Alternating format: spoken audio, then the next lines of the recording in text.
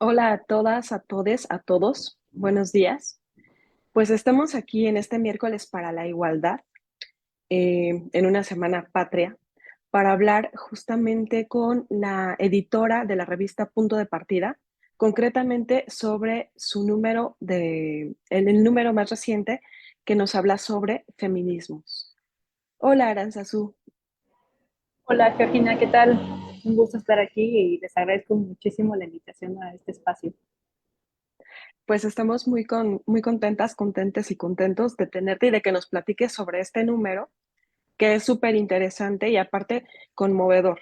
Entonces, bueno, les queremos comentar que desde la SIGU,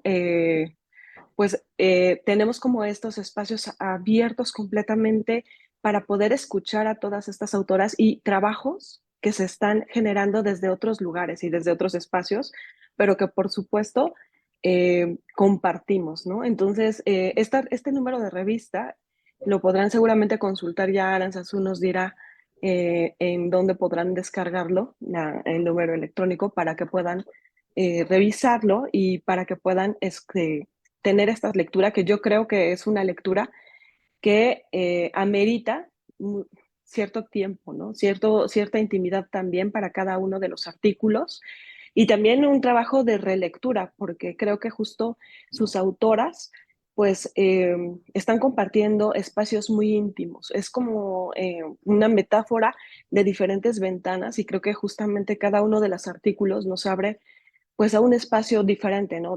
Desde las habitaciones hasta lugares en la frontera, hasta otros espacios compartidos en los cuales seguramente podemos desarrollar empatías, pero también nos permite acercarnos a realidades de vida y experiencias que ni siquiera hemos de imaginar, ¿no? Sino es a través de la escritura y de la experiencia de estas autoras. Eh, Aranzazu, algo que nos llama mucho la atención cuando leemos este texto y que habíamos platicado acá desde la SIGU, es cómo fue la convocatoria. O sea, que desde dónde se colocaron ustedes, ¿no? Desde la revista, para poder propiciar que llegaran todas estas experiencias de vida y todas estas cuestiones críticas y demás análisis. Sí, pues fíjate que, bueno, la iniciativa del tema, bueno, les platico un poco. Punto de Partida es una revista que se publica desde 1966, ¿no?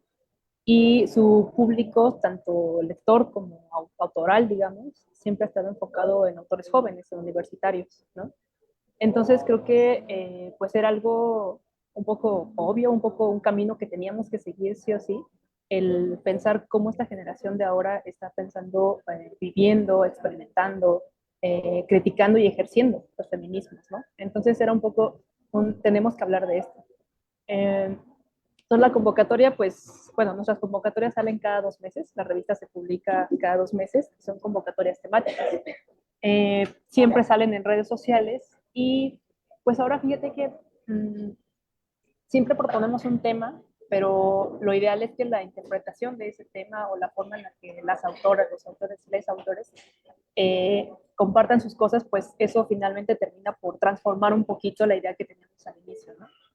Entonces aquí en este caso la idea fue como pensar, o sea, no queremos solamente lanzar la palabra feminismo, ¿no? Sino qué hay detrás de ellos y cómo lo está viviendo esta generación. Entonces la idea fue como pensar que, pues como todos movimientos sociales, el feminismo también es uno que se va construyendo, ¿no? Que se va haciendo autocríticas, por eso también como las varias olas, ¿no? Cada uno va teniendo ciertas como banderas principales o ciertas exigencias distintas.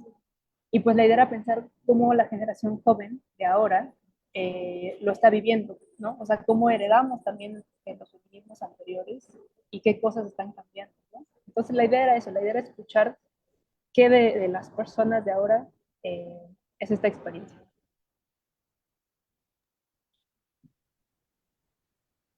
Pues la convocatoria creo que justamente como lo mencionas, alcanzó o fue interpretada de una manera tan plural y con tanta riqueza que podemos ver en cada uno de los textos un mundo completamente diferente. Digo, les felicito eh, por por esta amplitud yo creo que también la selección de textos y el trabajo que se hizo con cada uno de ellos. Igual, por ejemplo, también las imágenes que están colocadas en la revista creo que son justamente muy enriquecedoras.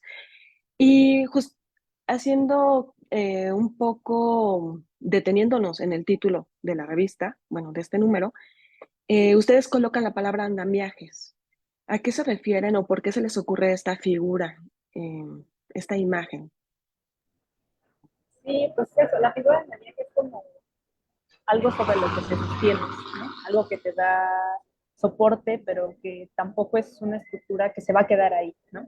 Y esto no en el sentido de que el feminismo no se vaya a quedar, sino que se está construyendo constantemente, ¿no? Es decir, la idea es que, pues sí, vamos, digamos, construyendo sobre el pasado, sobre las experiencias de otras mujeres, de otras personas antes, y eso nos enseña también qué ha funcionado y qué no ha funcionado. También eso es algo que nos interesaba mucho al lanzar la convocatoria, justo con este nombre, con este tema, era dar la oportunidad de que las colaboraciones también fueran críticas, ¿no? Que no solamente fue una cuestión de viva el feminismo, todo está bien y es impecable, ¿no? Porque, pues no, o sea, justo creo que esta experiencia, eh, pues siempre, ¿no? Pero también estos últimos años nos ha mostrado que, pues también hay feminismos que son racistas, ¿no? También hay feminismos que son transodiantes. Entonces, justo creo que lo que nos importaba era pensar esta crítica, o sea, que esta generación también está pensando esos puntos, pues, malos, débiles de ciertos feminismos y cómo se están haciendo, ¿no? También como pensar como qué estrategias funcionan, ¿no? Qué estrategias de comunicación nos sirven para compartir a más personas lo que es el feminismo, que digan, ah, sí, me hace sentido y me uno, ¿no? Esa era un poco la intención del andamiaje. Sí, porque justamente se encuentra andamiajes, pero también se encuentra la palabra feminismos en plural. Entonces, es algo que también llama muchísimo la atención. O sea, la propuesta o la postura que tiene el propio, la propia revista es una convocatoria a hablar en plural y al mismo tiempo a una construcción que está en constante desarrollo, ¿no? Que no está concluida. No sé si nos quieres platicar sobre esta experiencia de la pluralidad, ¿no? De los textos que llegaron a la revista. Ah, no te escuchamos. Listo, perdón. Que fue una pluralidad y también fue una cantidad inmensa, ¿no?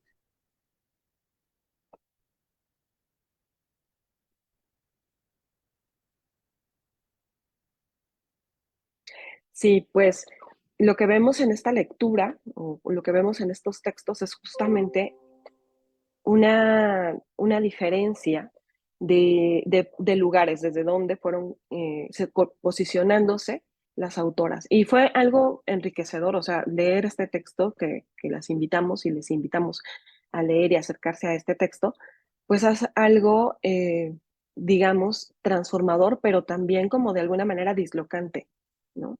Y dislocante en el sentido de que hay diferentes necesidades que se tienen que enunciar y cada uno de los artículos eh, abre un universo completo de crítica, de cuestionamiento, pero también de procesos vivenciales de transformación, en el cual se coloca no solamente la letra, se coloca, y no solamente se colocan posturas, posiciones o afirmaciones contundentes o argumentos, ¿no? También se coloca la vida de estas personas, porque se describe justamente las experiencias vividas, el sentir, ¿sí?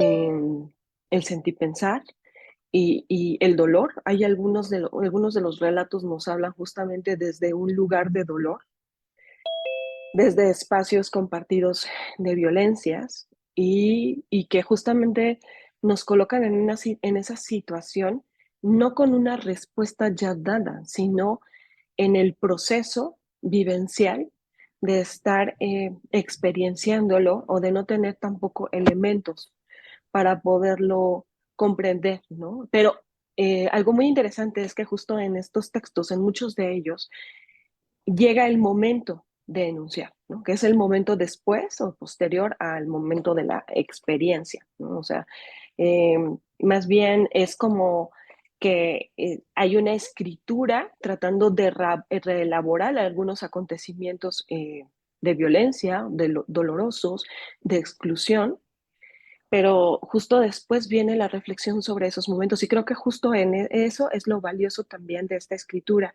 Aranzazú, que, eh, que viene el proceso de enunciar, el proceso de escritura, el proceso en el cual se puede compartir y se puede convertir en una experiencia compartida. Sí, claro. Disculpa, se me apagó la computadora. Se calentó y se apagó. Sí, justamente esto que dices es lo que un poco lo que quería apuntar, que la cantidad de colaboraciones que llegaron fue mucho más grande incluso que en otras convocatorias. Y se sentía esto, ¿no? Se sentía el apalabrar, el llevar a lo escrito como una diversidad de experiencias enorme, ¿no? Y justo, por ejemplo, por eso elegimos empezar con el texto de Cassandra Gómez, que hice escribir en primera persona, ¿no? Porque a mí me encanta que ella dice, quiero contar mi historia, ¿no? Y creo que es algo que nos hemos permitido, pues sí, gracias un poco o un mucho a los feminismos, ¿no? Es decir, contar la historia es algo que antes no se hacía, que no nos permitíamos por vergüenza, por juicios que se iban a hacer ante nosotras, por minimización, por revictimización, etcétera, ¿no? Entonces, creo que este valor de tomar la palabra y enunciar la propia experiencia, pues es muy valioso en el sentido de que o sea, como la literatura permite eso, ¿no? Encontrarse en el otro y permitir que el otro también diga, otras personas están viviendo algo similar, ¿no? A lo que yo viví o a lo que alguien conocido vivió. Y de cierta forma eso le quita como, yo pienso como el tabú o como la dificultad de hablar de ello, ¿no? Es decir, bueno, si ya lo vivió alguien más, ¿cómo podemos tratarlo? ¿Cómo podemos decir como, bueno, mira, incluso quizá no te puedo decir algo yo, pero quizás si lees esta experiencia puedas encontrar como alguna respuesta, ¿no? Como algún camino emocional para seguir por acá. Creo que eso es algo muy valioso justo de todas las escritoras que publican este número, ¿no? Sí, sí, justamente, y que si es compartido, es colectivo y es político. Llega justamente a esta dimensión en la cual pues estamos en una estructura de violencia en la cultura, ¿sí? Pero que justo creer esto que tú mencionas del tabú, del silencio, de la omisión, del propio acallamiento de estas experiencias, nos llevan a vivirlo de una manera aislada, ¿no? Y nos llevan a convertirlo como en situaciones personales cuando en realidad pues tienen un trasfondo político y en ese sentido pues es que se deben de resolver de una manera muchísimo más amplia, muchísimo más general, ¿no? O sea, se tiene que hablar de ello como lo mencionas, creo que justo los glosarios han hecho mucho trabajo sobre esto y algo muy importante tiene que ver justo con el sentido de qué es una agenda feminista, ¿no? Una agenda política feminista. Eh, Porque justo en las agendas se van recogiendo estas experiencias comunes, esas experiencias colectivas, y se enuncian. Y se enuncian como afirmaciones, como peticiones, como solicitudes, pero como necesidades vitales para poder existir dignamente, ¿no? Entonces, pues por ahí les vamos a invitar al público a que nos platique sobre los puntos de las agendas feministas que para ustedes son significativos. Esto es pues una invitación justamente para que podamos compartir, ¿no? Ahí en el chat eh, cuáles son las necesidades más importantes, porque depende, por supuesto, de las colectivas, ¿no? O sea, como lo mencionaste, ¿no, Aranzazú? O sea, es diferente estar en una colectiva de mujeres trans, ¿no? Eh, que justamente tiene ciertos puntos, por supuesto, en la lista de cambios a nivel estructural, a nivel normativo, jurídico, pero también incluso infraestructural, como los sanitarios, ¿no? Y muchas otras cuestiones, a estar dentro de otras colectivas que tienen que ver quizá con la racialización que cae sobre los cuerpos y con no ser discriminadas, pues doblemente por la opresión del género y por la opresión de la raza, pero también hay otras colectivas, ¿no? Que quizá es el lesbofeminismo y que nos habla también de la orientación sexual, ¿no? Que nos habla de otros sentires. Entonces, pues sí, esta revista justo hace justicia a esta diversidad, a esta pluralidad, pero también busca que haya una comunicación, ¿no? Y yo creo que justo es parte de la riqueza. Y bueno, entre muchas otras preguntas que quisiéramos hacerte, creo que algo que puede ser muy importante es pensar eh, en estos puntos, en estos lugares desde donde se colocaron las personas que enviaron los textos. O sea, tú como editora de la revista, por supuesto, eh, que das lugar a una voz, a otra voz, o, a una escucha u otra escucha también, ¿no? En este gesto de escritura, pues, ¿cómo nos podrías hablar de esta experiencia de ir acomodando en el número los diferentes artículos? ¿Y cómo podrías platicarnos un poco sobre qué es lo que tú reconociste, qué necesidades reconociste, de qué se necesitaba hablar? Bueno, en cuanto al orden, siempre es un tema, ¿no? Porque cada número tiene su propio ritmo, o sea, tanto visual como textualmente. Y algo que me gustaba que platicábamos antes era que es como un recorrido de emociones, ¿no? O sea, hay como desde el acompañamiento, hay la rabia, hay la soledad también, hay cuestiones como relacionadas a la amistad, ¿no? Entonces, mmm, pues el acomodo fue justo abrir con el decir, hay que tomar la palabra, ¿no? Porque este número es eso, este número toma la palabra, entonces como posicionémonos desde ahí, ¿no? Y algo que me gustó mucho es que justamente esta autora señala o abre también algo que hacen las demás y que es hablar desde su lugar propio, ¿no? Es decir, habla desde su lugar propio en el sentido de no hay que esperar a tener nuestro cuarto propio, ¿no? Como diría Virginia Woolf. Hay que escribir, que es como dice Dalia de la Cerda, ¿no? Que también la citan, hay que escribir desde donde estemos, ¿no? Desde la parada del camión, apretujadas en el metro, los tiempos libres que hay. Y creo que justo cada una de las autoras se posiciona desde ahí.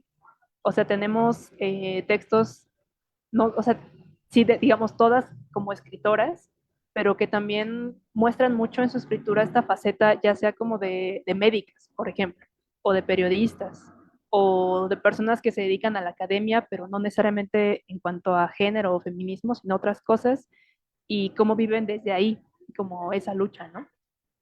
Entonces, como creo que todos estos posicionamientos también nos dieron como una pauta para ir como dosificando, ¿no? O sea, que no fuera todo sobre como muy seguido, digamos, textos rabiosos, porque creo que es algo que también tiene que ver con nuestra experiencia, ¿no? O sea, también la rabia y el coraje cansan un poco, agotan, ¿no? A una misma. Entonces también un poco en ese ritmo de lectura era como dar ciertas pausas, ¿no? Con poemas, con cuentos, eh, como también dar ese chance de que la lectura corazón, digamos, descanse un poquito, ¿no? Al ir recorriendo todo el número. Esa era un poco como la idea del orden, digamos. Eh, y tu segunda pregunta se me fue ahorita un poco. Pues tiene que ver justo con qué necesidades de enunciación. Ujú. Claro, sí. Por ejemplo, creo que mucho fue decir lo que se hace, lo que se ha hecho y cómo se ha vivido, ¿no? O sea, por ejemplo, ese texto de Abril Santaella, que ella es médica cirujano y divulgadora de la ciencia, ¿no? Entonces ella cuenta cómo su experiencia de médica la llevó a descubrir el feminismo, ¿no? Dice, ella nos contaba también en la presentación pasada, dice, yo no conocía nada del feminismo. Y de repente una colega médica me dijo, yo soy de feminista radical, ¿no?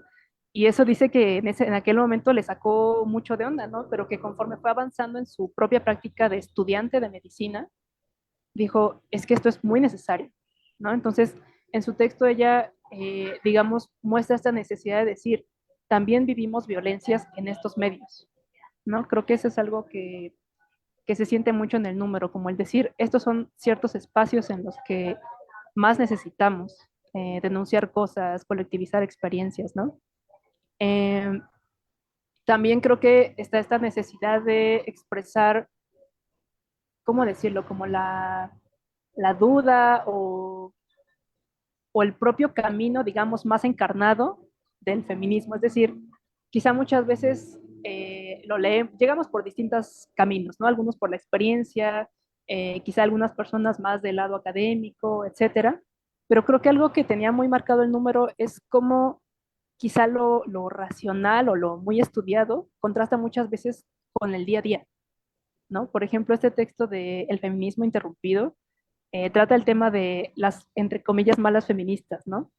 Y la autora, Sandra Dolores Gómez Amador, dice, pues es que yo me sé de pe a pa todas las teorías y estoy de acuerdo con ellas, pero en mi día a día vivirlas y encarnar eso, dice, pues tengo metidas y encarnadas muchas cosas en la mente y en el cuerpo y en mis juicios que pues es muy difícil quitar a pesar de todo lo que esté convencida, ¿no? Entonces creo que eso es algo también que se nota mucho en el número, como esta dificultad de ir a la par quizá entre lo que uno está convencida realmente, pero como no solo desde adentro como persona, sino también como sociedad es difícil expresar y cambiar cosas, ¿no? O sea, dejar de hacer ciertos juicios que a veces, o sea, ya es en una segunda vuelta que decimos esto que pensé o que dije pudo haber estado mal, ¿no? Pero que quizá los decimos por inercia y que justo toca eso de construir, ¿no? Y también aceptar que es un proceso, creo, que vamos haciendo poco a poco, ¿no? Que poco a poco vamos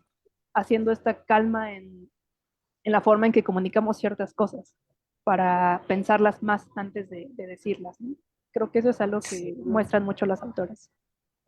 Sí, sí, completamente de acuerdo con esta lectura.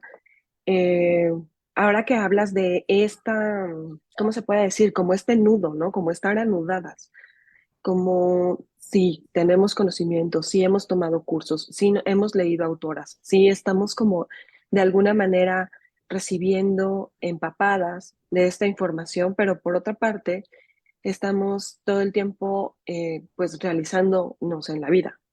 Y justamente en esta realización, pues todos los ejercicios reflexivos, analíticos, críticos, de repente llegan en un segundo momento más que en el primero, o más que anticiparnos a ellos, muchas veces solamente estamos en la cotidianidad que nos lleva, ¿no? Entonces, creo que en parte ese texto del cual nos platicas, a mí me generó mucha incomodidad cuando inicié su lectura, porque justo, y ella misma, la autora, lo dice, ¿no? Dice, ya sé que yo me estoy diciendo mala feminista y ya sé que todas mis amigas me van a decir, no, no eres mala feminista, o sea, tienes que tenerte, pues, paciencia, tienes que entender que, pues, o sea, esa exigencia que tenemos para nosotras mismas, como de hacer un cambio radical y de repente ya vivir en un mundo en el cual tenemos pescadas como todas las desigualdades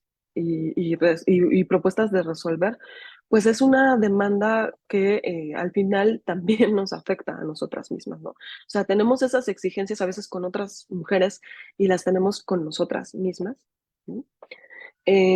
Pero que al final, pues, tenemos que quitar como esta parte opresora, esta mirada vigilante de alguna manera policíaca, ¿no? Y de otra manera recurrir como a una mirada cuidadosa y muchísimo más paciente. Pero a mí me encanta que justo tiene que ver con, yo creo, un pensamiento que todas hemos tenido y que muchas mujeres sí ejercen, ¿no? A esto a lo que le llaman el feministómetro, que es como una medida de quién sí pasa y quién no pasa por ser feminista o buena o mejor o mala feminista, ¿no? Eh, pero justo esta parte que mencionas, pues llama mucho la atención porque todos los textos están colocados desde esta vulnerabilidad.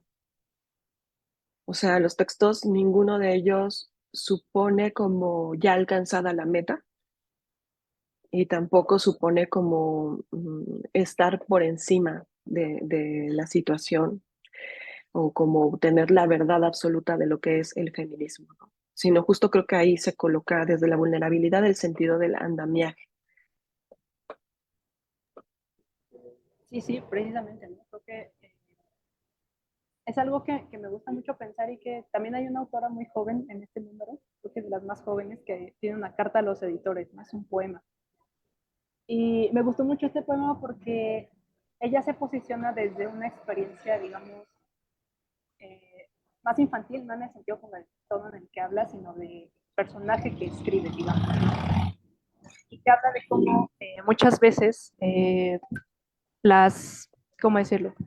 O sea, siempre se ha hecho que las mujeres compitamos entre nosotras, ¿no? Y entonces pareciera que los manuales de cómo deben ser los comportamientos de niñas y niños es como los niños son así y hacen equipo y tal, y las mujeres compiten porque ella tiene los zapatos más bonitos y se hace las trenzas tal y así, ¿no? Mm, y entonces esta chica escribe y dice, no, cambiemos estas cosas, ¿no? Cambiemos estos manuales, estos deberes ser y lo pone al centro la amistad, ¿no? Entonces dice como, es que podemos ser amigas, ¿no? Y a pesar de que seamos diferentes y nos interesen cosas y nos hayan dicho que tengamos que pelear entre nosotras, más bien es al contrario, ¿no? Entonces también esta idea como del andamiaje y de la vulneración, también la siento como en el sentido de que la percepción misma de nuestro lugar en los feminismos va cambiando, ¿no? Lo veo con primas, con sobrinas más chicas, que quizá el primer lugar en el que les llega la información, digamos, son las redes, ¿no? Y entonces las escucho y las escucho como muy, más como en esta seguridad, digamos, quizá adolescente, pues, de esto es así, ya está, y no me digan nada, y ya tengo la razón, ¿no?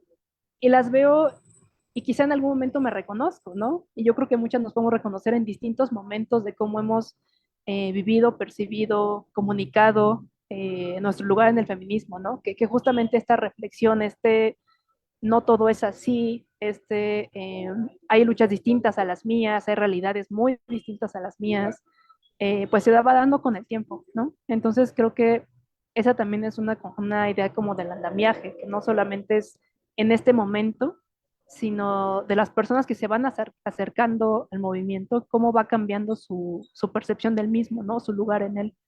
Creo que eso también como es un asunto como generacional, ¿no? Entonces, en ese sentido también me parece muy padre como que el número de una perspectiva, digamos, o sea, es una revista dedicada a estudiantes, pero que creo que pueden leer personas mucho más jóvenes también, ¿no? Estudiantes no solo universitarios, sino de las prepas. También esta revista llega a los SHs, a las prepas, y pues es un momento en el que es como, bueno, ya está encendida la mecha, ahora hay que irle echando un poquito más de aire para que siga aprendiendo también en el sentido crítico y reflexivo, ¿no? Creo que también es la idea de los andamiajes.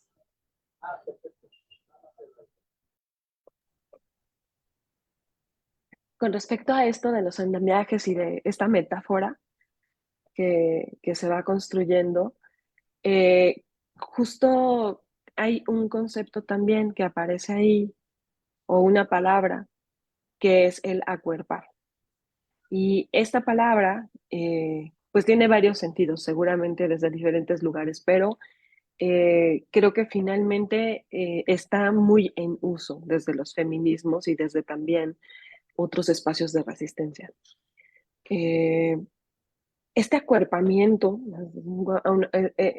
me remite como a pensar ese andamiaje, pero de una manera muchísimo más biológica, ¿no? O sea, no con un andamio, no con andamios y infraestructuras de metal y madera, sino justamente que se construyen a través de corporalidades. ¿Cómo nos podrías hablar un poco sobre este texto que nos habla de qué implica el acuerpar? Sí, claro, este es un texto de Luz Rangel, ella es periodista. Es un texto breve que nos interesó mucho porque justamente es una palabra que nos suena ahora muchísimo, ¿no? Todo el tiempo la escuchamos, vamos a acuerpar esta situación, vamos a acudir a esto. Y entonces ella lo desarrolla, digamos, específicamente en su profesión, ¿no? Como reportera y como periodista. Y me gustó mucho porque, de nuevo, esto que comentábamos antes de la cuestión de visibilizar los lugares desde los que se empieza a escribir, ella dice como, pues es que muchas veces no se ve que nosotros acuerpamos cuando vamos a la mañanera y levantamos la mano quizá a veces con nervios para preguntar algo, ¿no? O cuando, no sé, vamos al Senado, cuando se está discutiendo tal ley y estamos ahí haciendo presencia, ¿no? O cuando van a, no sé, va a haber una audiencia del agresor de alguna persona y entonces se convoca y vamos a estar ahí, ¿no? Y también algo que me pareció como importante de esto es como, de nuevo, esta vulnerabilidad para los demás, ¿no? Es decir, este acuerpar también es un poco ponerse vulnerable a una misma en favor de otras personas, ¿no? O sea, en favor de la seguridad, del bienestar, o sea, de la seguridad me refiero en el sentido más, pues sí, quizá un poco policíaco del término, ¿no? En el sentido de que no te hagan nada, no solamente una seguridad como emocional de estar ahí, ¿no? Sino de que no te golpeen, que no te repriman, etcétera, ¿no? Entonces, el acuerpar también es hacer lo más propio, que es, como dices, lo más propio biológico, el cuerpo, algo comunitario, ¿no? Algo para los demás. Y que pasa también por el nombre, ¿no? También esta autora, Luz Rangel, dice como, pues como periodistas a veces nos toca dejar nuestro nombre en un sitio web de archivo, de noticias, y nuestro nombre con identificación y todo para poder tener acceso a las notas, ¿no? Y digamos, en una realidad como la que vivimos, que el periodismo es una profesión de riesgo, pues de nuevo exponerse, de nueva cuenta exponerse a uno en esta situación de riesgo, de vulnerabilidad, para poder comunicar lo que otras personas están viviendo, están sufriendo, están exigiendo, y que eso se haga nota y que nosotras podamos ver esas notas en línea y compartirlas y a su vez como reforzar ese acuerpamiento, ¿no? Entonces como que es una cadena, me gusta mucho esa idea que comenta ella, eh, es una cadena como de una persona que va y se hace, digamos, una masa de acuerpamiento alrededor de otras personas.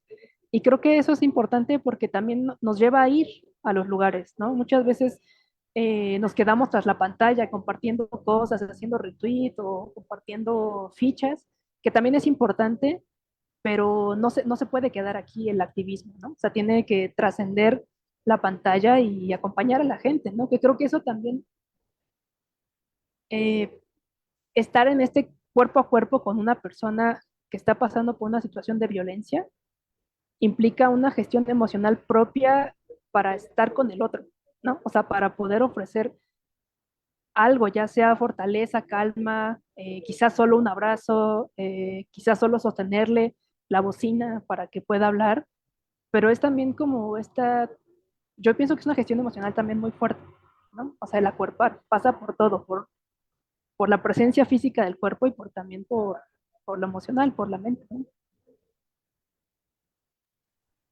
Sí, sí, completamente, Aranzazú. Ahora que mencionas esto de colocarse en riesgo y que son actos de exposición, porque finalmente quedas expuesta, ¿no? No solamente queda expuesta tu opinión o tu expresión, sino también tu cuerpo, ¿no? Tu seguridad, como en este sentido que nos mencionas de las identificaciones. Pero pienso mucho ahora en esto que está pasando con el fútbol femenil, en el que las deportistas tienen una vida, una dimensión pública, ¿no? Una vida pública, que son súper reconocibles, ¿no? Y que finalmente lo vimos en el caso del equipo español, hay una alianza, hay un acuerpamiento para llegar al punto incluso de la renuncia, ¿no? O sea, de la renuncia a una nueva contratación si se continúa con esas condiciones de violencia. Ahora, algo importante como en esto y que me llama muchísimo la atención, es que finalmente muchos de los logros y muchas de las luchas que se han convertido en derechos y que realmente han modificado la realidad, parece que tienen que estar siempre colocados o enunciados desde este lugar de colocarse en riesgo, ¿no?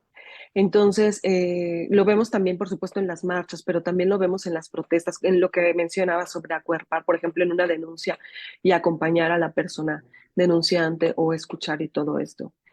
Ese recurso del acuerpamiento tiene una dimensión política que podríamos decir está colocada desde los feminismos. Creo que justo el acuerpamiento es una de las estrategias éticas, políticas, psicológicas, pero es una de las estrategias que nos viene a mostrar los feminismos.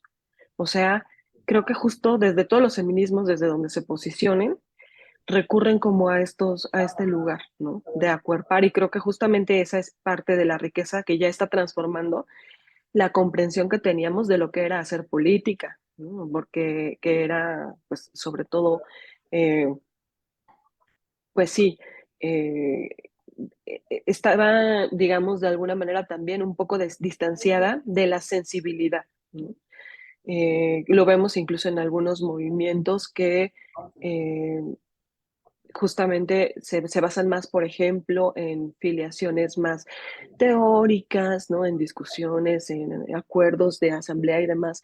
Pero de repente con los feminismos vemos toda esta dimensión de la ternura, vemos la dimensión de la rabia que tú nos enunciabas hace rato, vemos del acompañamiento, del cuidado, del sostenimiento de las vidas. Y creo que justamente también cuando leemos estos textos en su revista, pues es algo que nos llama muchísimo la atención, porque estamos viendo que no es solamente como este sujeto que se enuncia en la dimensión racional, sino que estamos viendo a personas de carne y hueso que se enuncian desde otros sentires, ¿no? Desde emociones. Entonces, creo que justo ahí viene muchísima riqueza. Y, en cuanto a la poesía, ¿nos podrías compartir un poco sobre esto? Desde donde, digamos, como sobre las escritoras que colaboran con estos textos. Sí, sí, claro. Pues una de las poetas que tenemos es, déjame buscar aquí el nombre, lo tengo a la mano.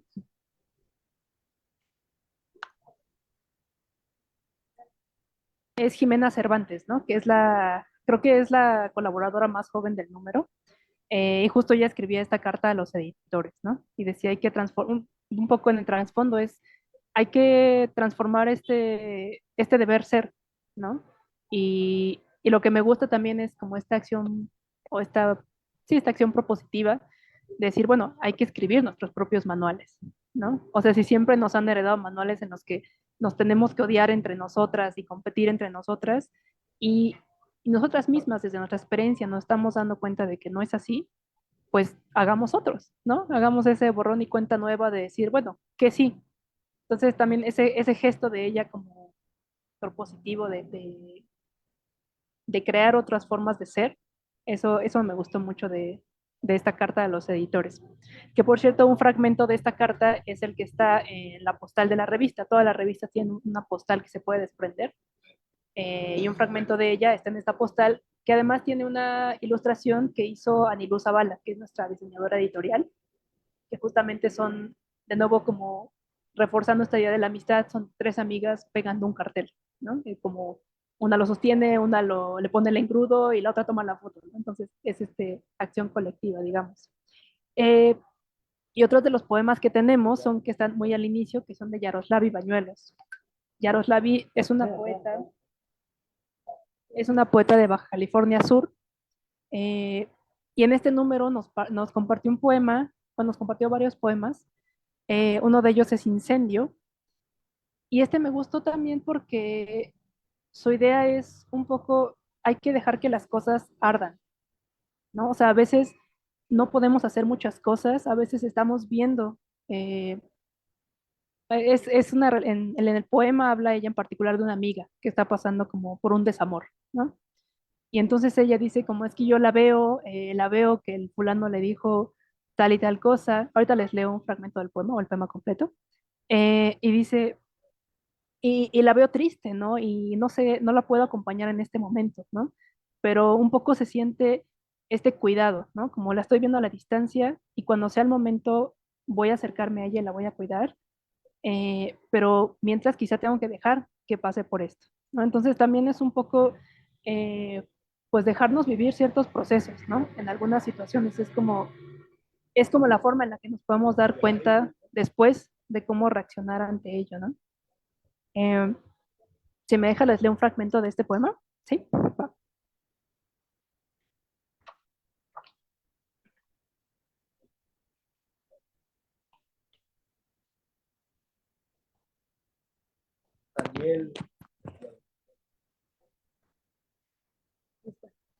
Eh, bueno, son dos poemas los que publicamos de Yaroslava Bañuelos y el primero se llama Incendio y dice, eh, el teléfono arde a mitad de la noche, como una pequeña fogata arropada por mis manos. Al otro lado de la ciudad, mi mejor amiga llora y su voz es el lamento de un jardín aniquilado por el fuego. Dice que él ya no la quiere, que la ha dejado por engordar las caderas, por ensanchar los silencios, por sumergirse demasiado en el fuego y sus conjuros. Desde aquí no puedo ver cómo ella limpia sus pestañas, cómo sacude algunas migajas de su vestido, pero sé que ella muerde despacio una galleta de chocolate y sus lágrimas forman una lluvia débil que no apaga incendios. También sé que después la lumbre que brilla en su sangre arderá con todos los animales mitológicos del amor, las citas en los parques, los poemas que recuerdan, los besos bajo las estrellas temblorosas.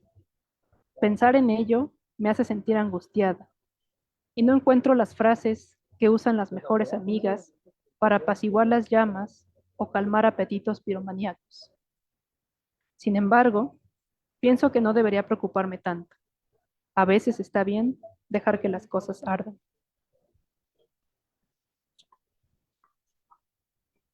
Y bueno, ella es Yaroslavi Bañuelos, que además también,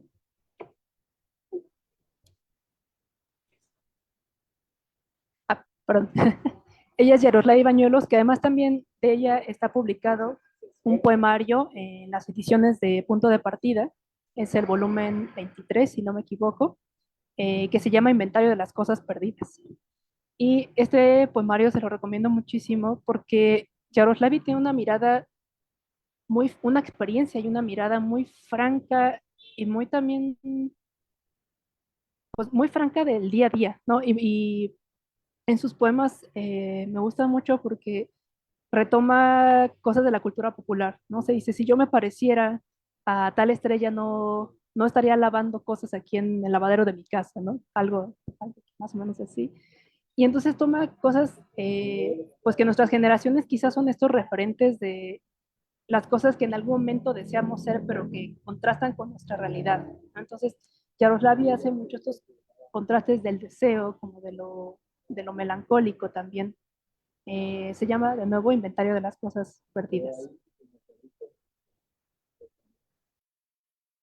Eh, sí, gracias por compartirnos este fragmento. Creo que justo seguramente nos hizo sentir y atravesar diferentes pensamientos y emociones.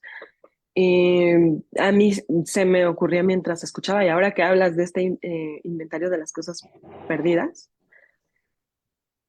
y que hablas tú también de melancolía. Creo que justo por ahí también hay mucho que trabajar, ¿no? En cuanto a las agendas feministas. En los comentarios nos decían que dentro de los puntos de las agendas hay una deuda histórica con las lesbianas, que siguen siendo, eh, pues, como apartadas, excluidas, marginadas de muchas veces de los discursos políticos y también sus necesidades, pero también la visibilización de sus identidades, ¿no? Eh, También mencionaban sobre el tema de feminicidio, que también está invisibilizado, y sobre las violencias de género en general, ¿no? De manera general. Seguimos viendo que se siguen llevando muchos casos sin perspectiva de género. Seguimos reconociendo que las personas están ya no insensibles ante situaciones, ante la violencia por razones de género o la violencia hacia las mujeres, concretamente, sino que hasta parece estar muchas personas blindadas a estos discursos. O sea, en una actitud de resistencia, ¿no? De incomprensión y en una posición de no empatizar, ¿no? Y de no escuchar y de no atender y de invisibilizar y de seguir omitiendo estas cuestiones. Cuando hablábamos de estos temas de violencia, que me llama mucho la atención que se hayan colocado ahorita en el chat, ¿no? Que se hayan colgado estos temas, sobre todo pensando en las violencias, en el feminicidio y en la invisibilización. de las identidades. Este, Pienso también en que esta melancolía tiene que ver justo con no poder desarrollar duelos.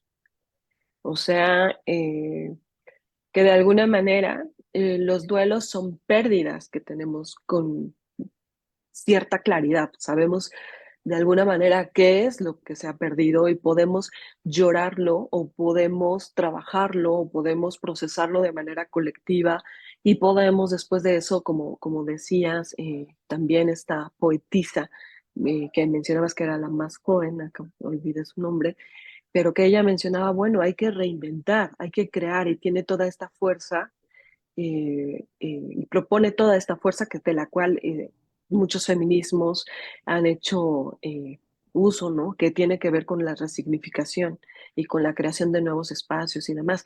Pero tenemos por otra parte aquello que no se puede llorar, porque ni siquiera sabemos qué es lo que hemos perdido.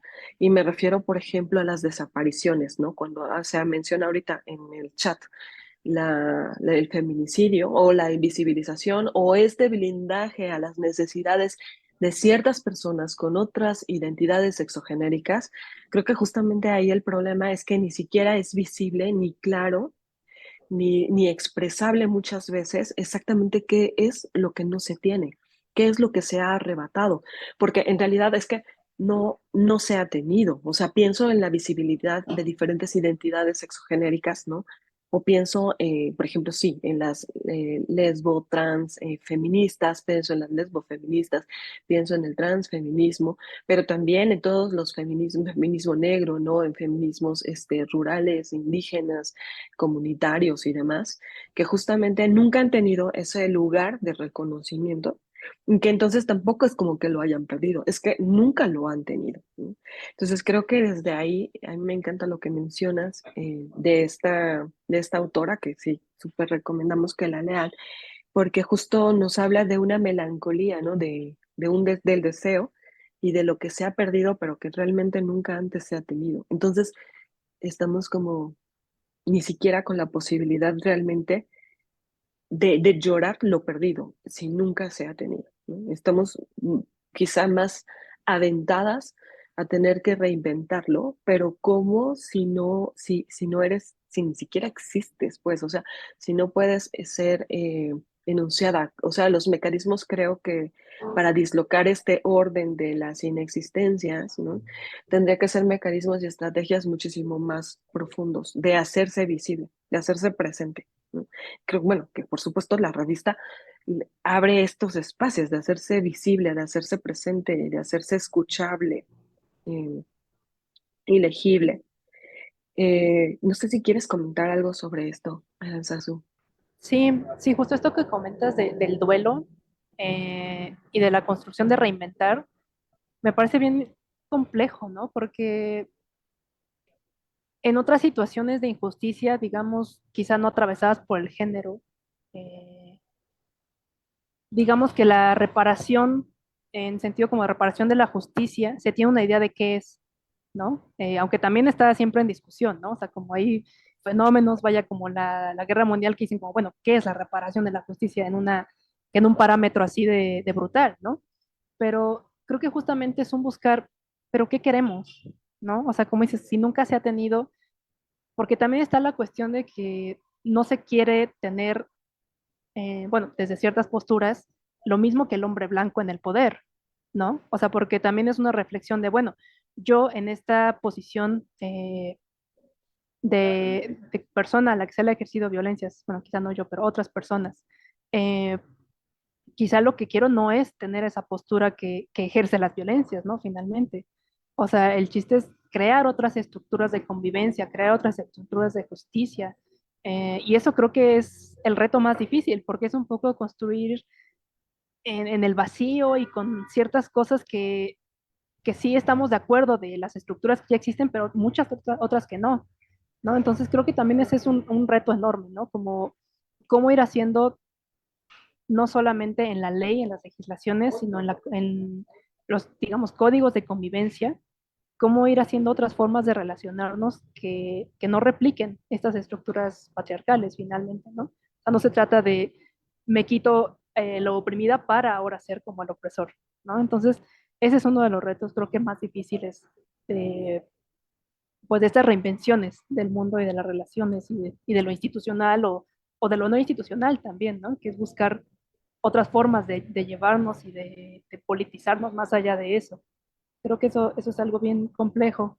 Y justamente esto del duelo también, pues creo que es algo, no sé, eh, para mí creo que en el duelo necesita cierta información para reconstruir como emocionalmente por qué pasaron ciertas cosas e irlas acomodando, ¿no?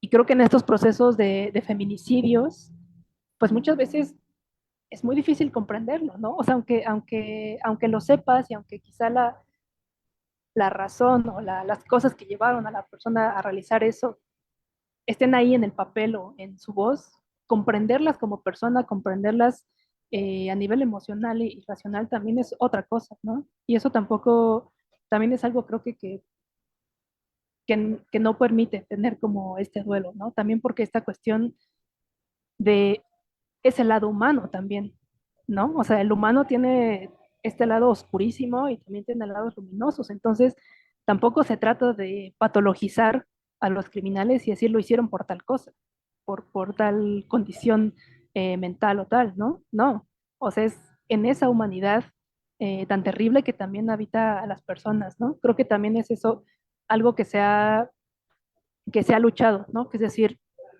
esta criminalidad sí es parte del ser humano, ¿no? Entonces, son personas que están en sus cinco sentidos y pues desde eso tiene que ser eh, ejercida la justicia también, ¿no? Justo hay un texto en este número que lo escribe Silvia Santaolalla y ella habla sobre justamente los feminicidios en Morelos y habla sobre todo de un colectivo que se llama Las Nombramos Bordando, y que ese colectivo tiene muy intencionalmente marcada como, digamos, el anonimato de las personas que lo organizan al colectivo, ¿no? Es decir, las artistas, que es una artista visual, una artista textil, dicen, nosotros no queremos poner nuestro nombre en este proyecto artístico, porque lo que nos interesan son los nombres de las víctimas, ¿no? Entonces ellas lo que hacen es convocar a los familiares de víctimas de feminicidios para que borden mantas con los nombres de las mujeres que han sido asesinadas, ¿no?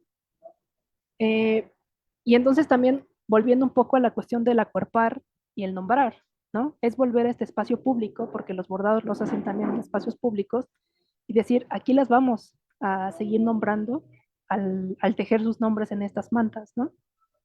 Eh, a este texto también lo acompaña unas imágenes de unas martas que bordó eh, Marilia Castillejos, y ella hizo un proyecto sobre las anarquistas feministas eh, de principios de 1900, ¿no? Eh, y es muy interesante porque, pues de cierta forma, trasciende el tiempo, trasciende los años, esta intención de decir, es que hay que buscar, hay que nombrarlas, hay que decir quiénes fueron, ¿no? Y Marilia nos comentaba que en su investigación, pues de repente era muy difícil tener la información completa de estas mujeres, ¿no? Ya fuera sus retratos, porque quizá ellas mismas no podían acceder a hacerse un retrato en 1900, en esas fechas, y también a sus nombres, porque dice, o sea, había mujeres que eran, digamos, intelectuales de las épocas, de esa época, porque eran impresoras, eran editoras de revistas de aquellos tiempos, dice, pero pues por supuesto que también había otras mujeres como parte de esos colectivos que pues hacían las labores de cuidado, ¿no? Entonces, incluso dentro de ese movimiento que tenía claramente una intención feminista, pues había mujeres, hubo mujeres que no fueron visibilizadas, ¿no? Incluso, y eso creo que es algo como una cierta deuda histórica, ¿no? O sea, visibilizar también a todas estas mujeres que con su cuidado han permitido que muchas otras alcen la voz, escriban, eh, se presenten, ¿no? Como en primer plano, digamos. Sí, y yo comparto contigo esta postura, esta posición en la cual tenemos que entender también que no podemos irnos por el discurso que patologiza a las personas agresoras, ¿no? A que llegan al punto del feminicidio, porque de alguna manera se vuelve como una justificación desde la psiquiatría y desde otros espacios también, eh, de este accionar, ¿no? De esta forma de actuar. Que por supuesto dentro de estudios sociológicos, psicológicos, psiquiátricos, pues abordar estos temas creo que es muy importante, ¿no? Dentro de las investigaciones, pero que sin embargo tenemos que darle esta dimensión de responsabilidad política a estas personas, ¿no? De que son hechos que justo no pueden entonces librarse nada más por argumentos o justificaciones, no sé, de sus experiencias de vida, de situaciones de maltrato y demás, porque por otra parte, o sea, algo que nosotras pensamos acá desde la SIGU y que desde la Dirección de Educación para la Igualdad siempre hemos planteado, es que finalmente hay recursos, o sea, hay ahora más que nunca muchos recursos pedagógicos y muchos recursos de sensibilización para que las personas puedan abrirse y justamente hacer un proceso, un trabajo de crítica interno y posicionarse desde otro lugar para ser mejores personas. Y lo que tenemos, pues sí, con muchas de esas personas que cometen crímenes que pueden llegar al peor de los crímenes, el transfeminicidio, el feminicidio, pero también a personas que siguen violentando de manera cotidiana en sus espacios y todo esto, creo que no es que no tengan justificación, ¿no? O sea, pero creo que ya hay muchísimas herramientas, muchísimos espacios en los cuales pueden atravesar estos procesos de sensibilización para no cometerlos. Y creo que sí tiene mucho que ver con no hacerse cargo de estas creencias, costumbres y prácticas. Y creo que justo ahí es en donde los feminismos, con la rabia, que por supuesto es completamente meritoria de estas situaciones, ¿no? De estas circunstancias, pues expresan la responsabilidad de estas personas de no hacerse cargo pues de estos crímenes, ¿no? O de estas violencias, ¿no? Y creo que justo ahora que podemos pensar desde la perspectiva de género, a veces como parece que la perspectiva de género es muy flexible para tratar estos temas, pero en realidad no es que lo sea. Lo que pasa es que más bien trata a través de todos los medios de adecuarse a estructuras tan sólidas, tan viejas, tan anquilosadas, que necesita como remover y para no caer en las mismas trampas de siempre, de un mundo hecho desde el patriarcado. Entonces, creo que justo la perspectiva de género nos permite entender con más sensibilidad y humanidad que pues esas reglas y esas normas, esos procedimientos legales, jurídicos, psicológicos, psiquiátricos, todo fue hecho desde una mirada androcéntrica y patriarcal y que justo la perspectiva de género viene a remover todos estos espacios. Completamente la revista es un gesto, es un trabajo antipatriarcal. O sea, el número es una maravilla leerlo, es un gesto es un abrazo, ¿no? Es un gesto de cuidado, es un reconocerse en la mirada de las otras, en su escritura, en su sentir. Y pues ya para terminar, quisiéramos que nos compartieras cómo aproximarnos a esta revista y a este número, en dónde descargarla y todo esto. Gracias, Sergina. Sí, la verdad es que también uno como editora trabajas mucho en el proceso y yo también tengo ganas como de leerlo después, ¿no? O sea, como darme ese tiempo de la minuciosidad, pues, de lo que implica la producción editorial y poder leerlo también desde otro lugar, ¿no? Eso también es algo que se disfruta. Bueno, pues el número se encuentra de manera digital. Lo pueden consultar en HTML o lo pueden descargar en PDF en la página de la revista, que es www.puntodepartida.unam. Y ahí la descarga. Perdón, ¿sí se escuchó la página web? Si quieres, repítenos ¿Sí? la mejor. Va, sí, mejor. Es www. Punto escrito, punto de partida, punto UNAM, .mx. Se puede descargar el PDF, viene en alta calidad. Algo que nos han platicado algunas personas que siguen la revista desde hace años es que a veces las imprimen y las engargolan. Eso es algo muy padre. Pero si no, también pueden conseguir la revista de manera impresa. Tenemos ejemplares en la Dirección de Literatura y Fomento a la Lectura. Eh, las oficinas se encuentran enfrente de Universum, en la zona cultural. Eh, y pues justamente la convocatoria de la revista sale cada 2 meses. La pueden consultar en nuestras páginas de redes sociales, en Facebook, Instagram y Twitter, X, como se llame. Nos encuentran tal cual punto de partida UNAM. Salen cada 2 meses y siempre tratamos de proponer temas pues, que interpelen un poco a esta generación, ¿no? Que sean cosas que estemos discutiendo, pues, que estén sobre la mesa. Pues muchísimas gracias, Aranzazú. Gracias por presentarnos estos andamios que fueron colocando cada una de las autoras. Gracias por todo el trabajo tan cuidadoso del número, eh, de las editoras, de las ilustradoras y todo esto, que creo que justamente son andamios sobre los cuales queremos subirnos y queremos seguir construyendo.